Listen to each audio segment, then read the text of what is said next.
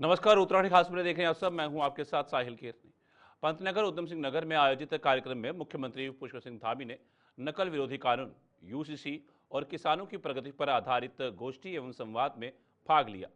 कार्यक्रम में सीएम धामी का भव्य स्वागत किया गया। उन्होंने स्टॉलों का अवलोकन कर स्थानीय उत्पादों की सराहना की। युवाओं ने नकल विरोधी कानून लागू करने के लिए सीएम धामी का आभार व्यक्त किया। ऐतिहासिक निर्णयों और विकास पहल के माध्यम से मुख्यमंत्री की छवि लगातार सशक्त होती जा रही है।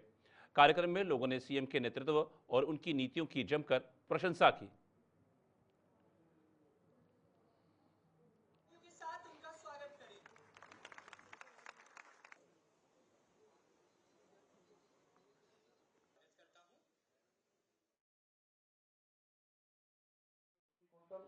का बोनस प्रदान कर रहे हैं, वहीं गन्ने के रेट पर 20 रुपए प्रति क्विंटल की बढ़ोतरी भी कर रहे हैं। इसके अतिरिक्त हमने उत्तराखंड के पहाड़ी क्षेत्रों में वर्षा आधारित खेती को नई ऊंचाइयों पर ले जाने के लिए लगभग 1000 करोड़ रुपए की लागत से Uttarakhand climate responsible rain fade farming project भी स्वीकृत किया है। हमारी सरकार सब्जियों की तरह ही फलों के उत्पादन को बढ़ाने के लिए भी विभिन्न स्तरों पर काम कर रही है। हाल ही में हमारी सरकार ने 1200 करोड़ रुपए की लागत से नई सेब नीति, नई कीवी नीति, स्टेट मिलेट मिशन और ड्रैगन फ्रूट नीति जैसे कई महत्वपूर्ण योजनाओं को लागू किया है। उसका परिणाम भी हमें दिखाई दे रहा है। यही हमारे इसी क्षेत्र में बड़ी संख्या में आज ड्रैगन फ्रूट की खेती लगातार आगे बढ़ रही है और इन नीतियों के तहत बागवानी को प्रोत्साहन देने के लिए किसानों को 80% तक की सब्सिडी प्रदान की जा रही है। यही नियम किसानों की उपज और गुणवत्ता को बढ़ाने के लिए ग्रेडिंग सॉर्टिंग यूनिट के निर्माण के लिए भी अनुदान प्रदान कर रहे हैं।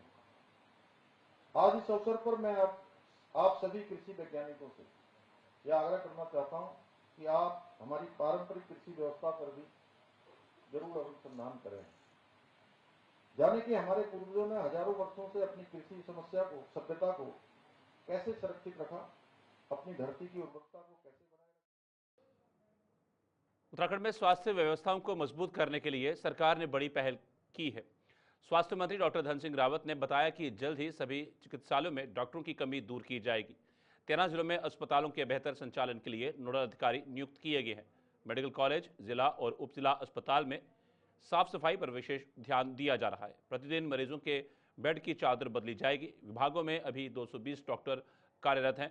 जल्द 400 असिस्टेंट प्रोफेसर और 280 डॉक्टरों की नियुक्ति होगी। लक्ष्य है कि 2025 तक सभी अस्पतालों में डॉक्टरों की कमी पूरी की जाए। दवाई अगर बिना डॉक्टर के लिखी हुई अगर कोई बेचता है तो उसके खिलाफ कार्रवाई करने के आदेश हमने दिए।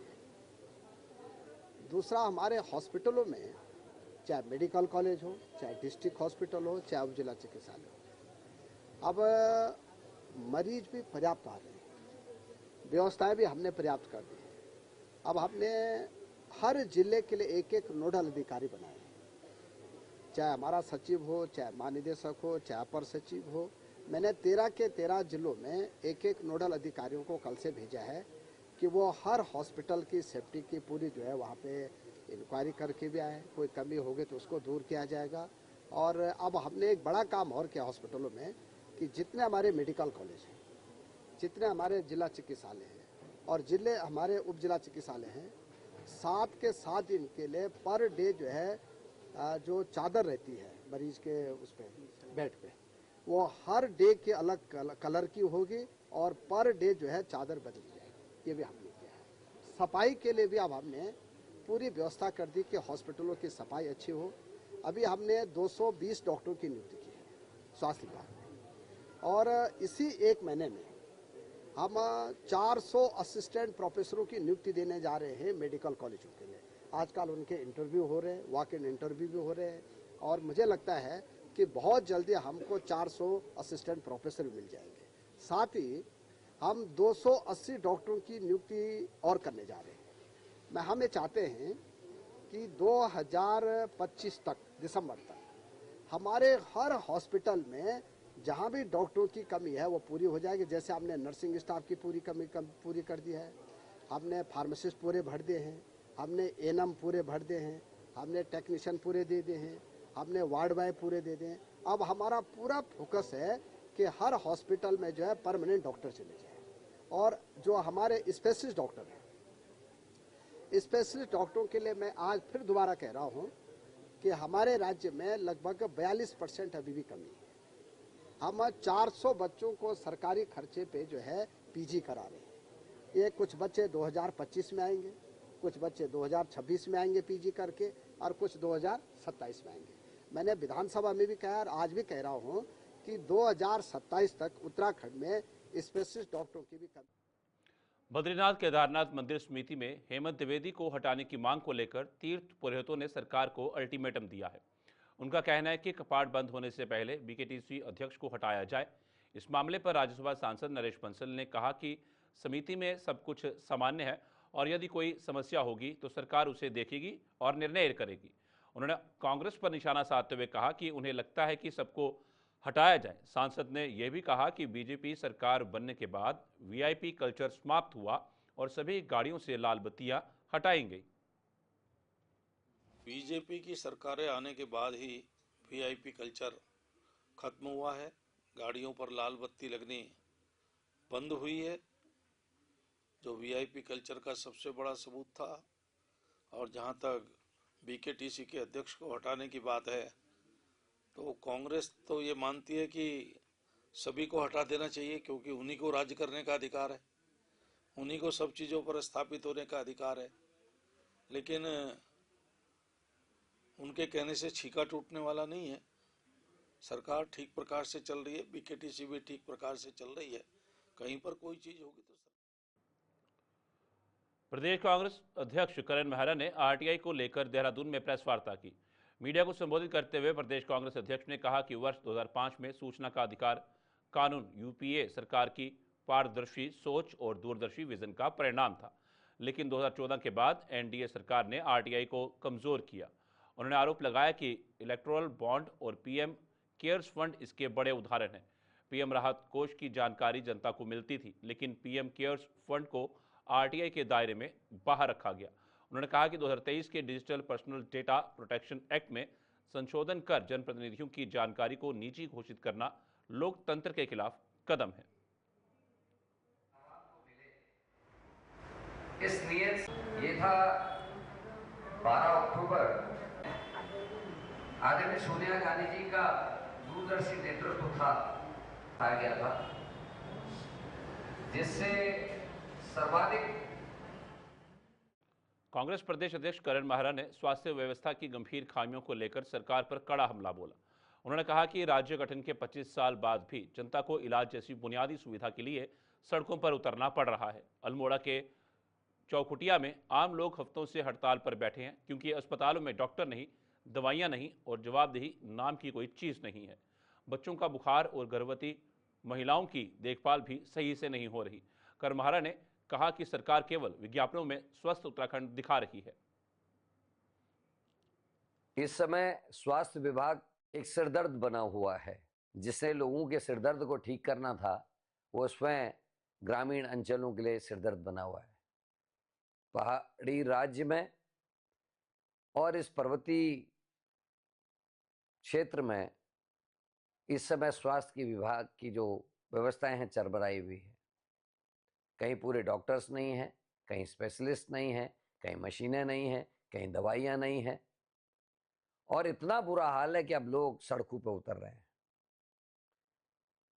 चौखुटिया जो गढ़वाल रीजन के भी कई इलाकों को स्वास्थ्य सुविधा मुहैया कराता है, वहां लंबे समय से आंदोलन चल रहा है स्वास्थ्य विभाग को लेकर। और आप देखिए अगर उन वीडियोस को, तो जनप्रतिनिधियों के साथ वहां के जो प्रबुद्ध लोग हैं उनके साथ वहां की सम्मानित जनता, और यहां तक कि 85 साल के बुजुर्ग भी उस आंदोलन में बैठे हुए हैं। सरकार चेत नहीं रही, और आश्चर्य इस बात का है कि सरकार का कोई बड़ा नुमाइंदा अभी तक उनकी सुध लेने नहीं पहुंचा है। और ये हाल चौखुटिया के साथ साथ लगे हुए रामनगर, भिकियासैन, रानीखेत सभी जगह यही लगभग आलम है। और सरकार अगर नहीं चेती तो आप निश्चित जानिए कि ये आंदोलन और बड़ा रूप लेगा और ये विभिन्न स्थानों की ओर को फैलेगा, और इसकी पूरी जिम्मेदारी उत्तराखंड भारतीय जनता पार्टी की सरकार की होगी। केदारनाथ धाम में परंपराओं के उल्लंघन का विवाद गहराता जा रहा है। बद्री केदार मंदिर समिति के अध्यक्ष हेमंत द्विवेदी पर गंभीर आरोप लगाते हुए केदार सभा ने उन्हें पद से हटाने की मांग की है। सभा का कहना है कि द्विवेदी ने वीआईपी दर्शन के नाम पर श्रद्धालुओं से धन वसूला और उद्योगपति मुकेश अंबानी के स्वागत में सदियों पुरानी परंपरा तोड़ी। मुख्य पुजारी की भूमिका को नजरअंदाज किए जाने पर पुरोहित समाज नाराज है। वहीं हेमंत द्विवेदी ने आरोपों से इनकार करते हुए कहा कि सभी धार्मिक परंपराओं का पूर्ण सम्मान किया गया है और कोई उल्लंघन नहीं हुआ। परंपराओं का उल्लंघन होता जा रहा है। कल देश के उद्योगपति अंबानी जी केदारनाथ दर्शन के लिए आए और हर साल आते हैं क्योंकि बाबा केदारनाथ में उनकी अटूट आस्था है। कल अंबानी जी को आशीर्वाद देते समय बद्रीनाथ केदारनाथ मंदिर समिति के अध्यक्ष के द्वारा परंपराओं का कुछ ज्यादा ही उल्लंघन किया गया। जो आशीर्वाद वहां के उनके वर्षों से उनके तीर्थ पुरोहित हैं उनको देना चाहिए था, जो आशीर्वाद वहां के पुजारी जी को देना चाहिए था, जो आशीर्वाद वहां के केदार सभा को देना चाहिए था, लेकिन इन सबको दरकिनारा करके खुद अध्यक्ष जी उनको आशीर्वाद दे रहे हैं, खुद अध्यक्ष जी उनको बागंबर उड़ा रहे हैं। जबकि ये काम मंदिर समिति का नहीं है, ये काम अध्यक्ष जी का नहीं है। इनका काम वहां की व्यवस्थाओं को देखना है। इनका काम जो मंदिर समिति में अनियमितताएं हो रही है उसमें ध्यान देने का है। धर्म दर्शन वाले 2 बजे से जो लोग खड़े हैं उनके दर्शन नहीं हो रहे हैं, लेकिन वीआईपीओ के नाम पे जो केदारनाथ में लाखों करोड़ों रुपए वसूले जा रहे हैं, ये इनका काम केदारनाथ में है। अब आजकल बर्फबारी केदारनाथ में हो रही है, उनमें उनका ध्यान नहीं है। कभी एक चाय नहीं, कोई लाइन में मेडिसिन नहीं, या जूते चप्पल सब वहां उल्टे पड़े हुए हैं। और मोबाइल के नाम पे भी ये लोग वहां पे पैसा कमाते हैं। जैसे किसी ने फोटो खींच लिया और मोबाइल उसका छीनते हैं, उसके बाद उस 1100-2100 रुपए उनसे लिया जाता है। जबकि क्लॉक रूम होना चाहिए, यात्री का मोबाइल अंदर ही नहीं जाना चाहिए। कई ऐसी बातें हैं। ये सारी बातें जो हमारे अध्यक्ष जी के साथ हुई थी, लेकिन कहीं भी बात होने के पहली मुलाकात में जब ये सारी बातें अध्यक्ष जी से हुई थी, लेकिन उन्होंने ये कहा था कि जो भी होगा मैंने यहाँ से चुनाव नहीं लड़ना है। मतलब कहने का मतलब ये है, उनको ये लगा कि ये विरोध करेंगे तो आप करते जाना, हम यहाँ से चुनाव नहीं लड़ेंगे। लेकिन आपने चुनाव नहीं लड़ना है, लेकिन वो पार्टी यहाँ से चुनाव लड़ेगी जिस पार्टी ने आपको यहाँ अध्यक्ष बनाया। लेकिन वहां की परंपराओं पर आपका कोई ध्यान नहीं है। कई सारी चीजें ऐसी है जो आप जो है परंपराओं पर ध्यान देना चाहिए। और केदारनाथ में 2013 के दिवंगत आत्माओं की शांति के लिए वहां पे तीर्थ पुरोहितों ने वहां पे उनके नाम से भागवत की थी।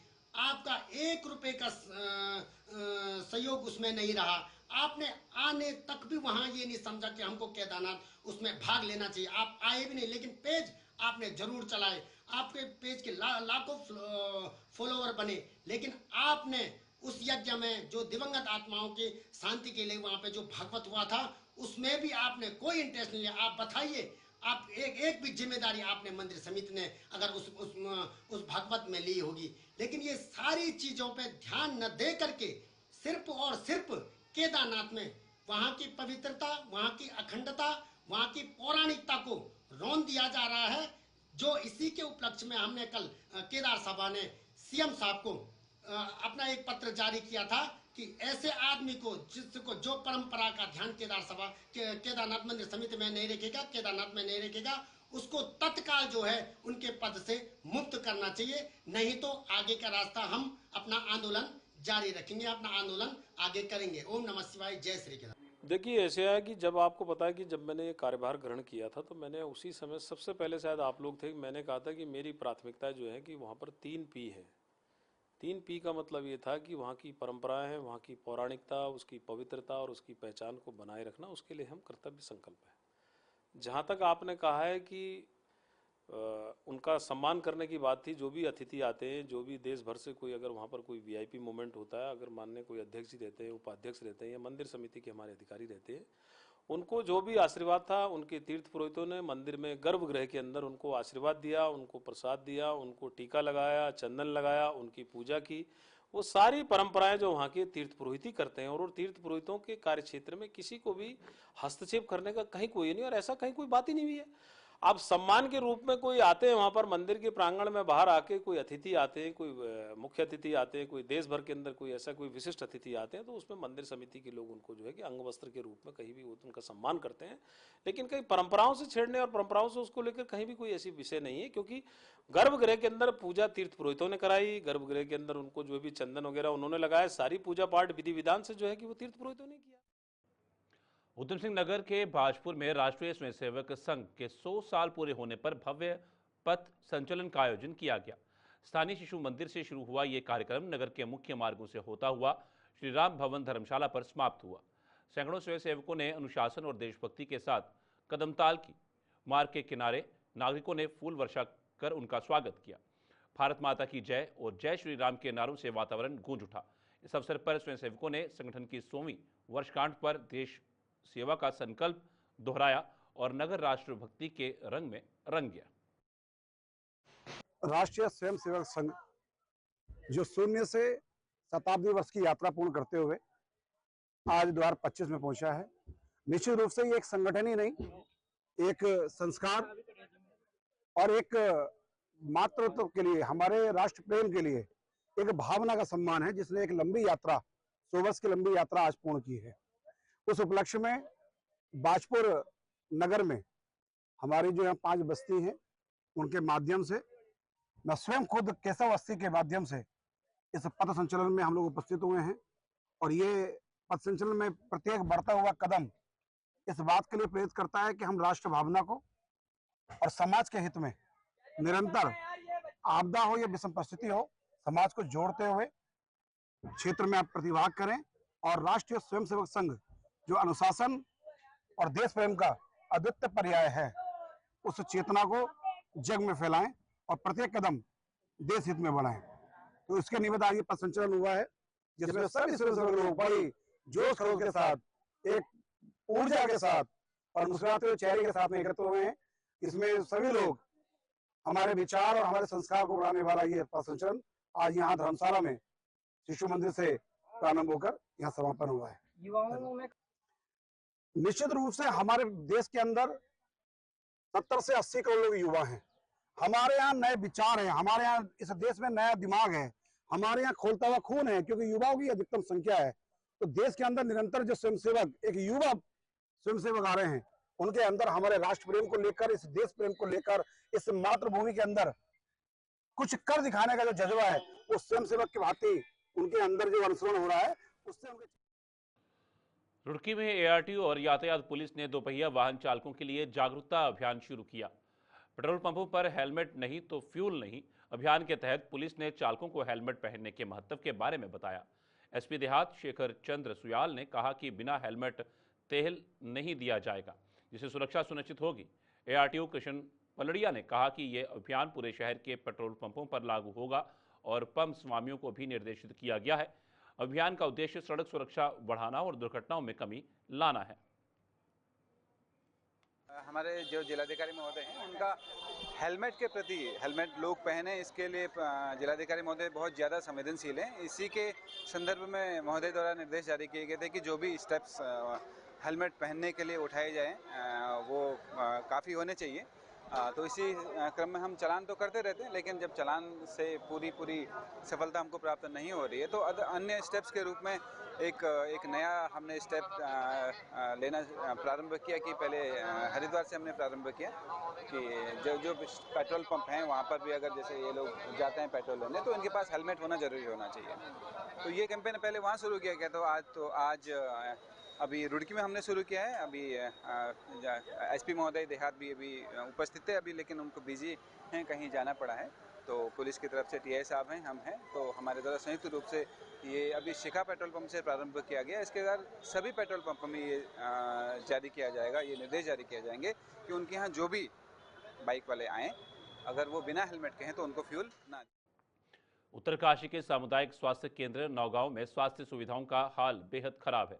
70 के दशक में बने अस्पताल में केवल 7 डॉक्टर तैनात हैं, लेकिन यात्रा सीजन में कुछ पीजी पढ़ाई के लिए भेज दिए जाते हैं। यहाँ कोई स्पेशलिस्ट डॉक्टर या चौथी श्रेणी का कर्मचारी नहीं है। अल्ट्रासाउंड जैसी बुनियादी सुविधा तक नहीं होने के कारण मरीज देहरादून की ओर भागते हैं। गर्भवती महिलाओं के लिए गायनोकोलॉजिस्ट नहीं होने से कई महिलाएं रास्ते में ही दम तोड़ देती हैं। इलाज के नाम पर यह केंद्र खाली रेफर सेंटर बनकर रह गया है। जी देखिए, हमारे पास जो डॉक्टर्स हैं, सामान्य चिकित्सक तो पूरे हैं। हाँ, विशेषज्ञ डॉक्टरों की कमी है हमारे यहाँ। और बिल्डिंग जो है कि जैसा कि आपको पता होगा कि ये जो सामुदायिक स्वास्थ्य केंद्र का भवन है बहुत पुराना है। 1987 के आसपास इसका निर्माण हुआ है, तो काफ़ी साल हो गए हैं और बिल्डिंग काफ़ी जर्जर स्थिति में है। इवन कि इस बार बरसात की वजह से भू कटाव हुआ है एक साइड में, तो उधर से भू धसाव, दरारें भी काफ़ी ज़्यादा हो गई हैं। तो काफ़ी टाइम रिपेयर हो गया है, काफ़ी टाइम रिपेयरिंग होती है, पर 1-2 साल बाद वही स्थिति आ जाती है। तो हम चाहते हैं कि भवन निर्माण अगर एक बार बिल्डिंग का सेफ्टी ऑडिट हो और जो अगर नियम के तहत तकनीकी रूप से बिल्डिंग को अगर निष्प्रयोजन के हेतु पाया जाता है तो डिसमेंटल करके नया भवन का निर्माण किया जाए, जिसके की और भी अच्छी सुविधाएं और भी अच्छी सुरक्षा और सेहत लोगों को। उत्तराखंड की मशहूर मंगलोर गुड़ मंडी अब सुनसान नजर आने लगी है। व्यापारियों का कहना है कि हरिद्वार जिले में लगभग 500 कोल्हू हैं, लेकिन अब केवल 60 कोल्हुओं का गुड़ मंडी तक पहुंच रहा है। इससे व्यापारियों और मजदूरों की आर्थिक स्थिति खराब हो रही है। हरियाणा, पंजाब और अन्य राज्यों से व्यापारी मंडी से गुड़ न खरीदकर सीधे कोल्हुओं से माल ले रहे हैं, जिससे राजस्व को भी नुकसान हो रहा है। व्यापारियों ने कई बार ज्ञापन देने के बावजूद मंडी समिति के कर्मचारियों की मिलीभगत के चलते समस्या का समाधान नहीं हो पाया। साहब है, उनको भी एक ज्ञापन दिया, जो हमारे माननीय एसडीएम साहब है उनको भी एक ज्ञापन दिया। क्या आश्वासन दिया गया? क्या करें? आश्वासन क्या दिया? आश्वासन ये दिया गया कि बाहर से माल कोल्हू से कोई भी पैकेट। क्या नाम है सर, कहाँ मौजूद है और क्या? सुधीर कुमार बंसल, मैं यहाँ का मीडिया प्रभारी हूँ व्यापार मंडी का, और मंडी परिसर में खड़ा हूँ, अपनी दुकान पर खड़ा हूँ। किस तरह की दिक्कत यही है कि इस पे गुड़ पे 2.5% मंडी शुल्क लगता है, और आज के वर्तमान रेट के अनुसार वो लगभग 120 रुपये कुंटल गुड़ पे टैक्स बैठता है, जो कि मंडी में लग रहा है। और बाहर जो कोल्हू हैं उनसे डायरेक्ट पैकिंग हो रही है, वहाँ माल तुल के डायरेक्ट ट्रक में लोड हो। तो ये प्रॉब्लम है कि ये जो बाहर का व्यापारी है वो एक गाड़ी वहाँ से ले रहा है, एक गाड़ी यहाँ से ले रहा है। यहाँ 40,000 रुपये, 35 से 40,000 रुपये टैक्स बैठ रहा है। बाहर के जो गुड़ है वहाँ से, वो हरियाणा के लोगों ने क्या कर रखा है कि हरियाणा में अपनी फर्में बना रखी हैं, और वो यहाँ के सरकारी कर्मचारियों की मिलीभगत से वो गाड़ी उन कागजों पे यहाँ से लोड हो रही है, और उस पर कोई मंडी शुल्क नहीं लगता है। तो इसलिए हमारा जो है, हम 40,000 रुपये का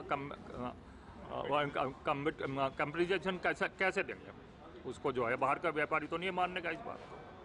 तो ये प्रॉब्लम हो रही है। और आपने ज्ञापन भी दिया? हमने ज्ञापन पहले भी दिया, कृषि मंत्री को भी दिया, पहले पिछले सालों में मुख्यमंत्री को भी दिया। ये प्रॉब्लम बताई, जैसे जैसे गुड़ का रेट तेज होता जा रहा है वैसे वैसे गाड़ी पे डिफरेंस बढ़ता जा रहा है उसमें लगातार।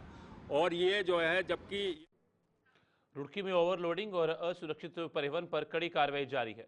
प्रवर्तन दलों ने 33 चालान काटे और 10 ट्रैक्टर ट्रॉलियों को सीज किया। विशेष रूप से ट्रैक्टर ट्रॉलियों पर फोकस रखते हुए पिछले कुछ समय में 250 से अधिक वाहन चालान काटे जा चुके हैं। अधिकारियों ने बताया कि अवैध ओवरलोडिंग से सड़क सुरक्षा खतरे में पड़ती है और इसका सीधा असर आम जनता पर पड़ता है। अभियान के तहत नियमित चेकिंग और वाहन निरीक्षण किया जा रहा है, ताकि सड़क हादसों और अवैध परिवहन गतिविधियों को रोका जा सके।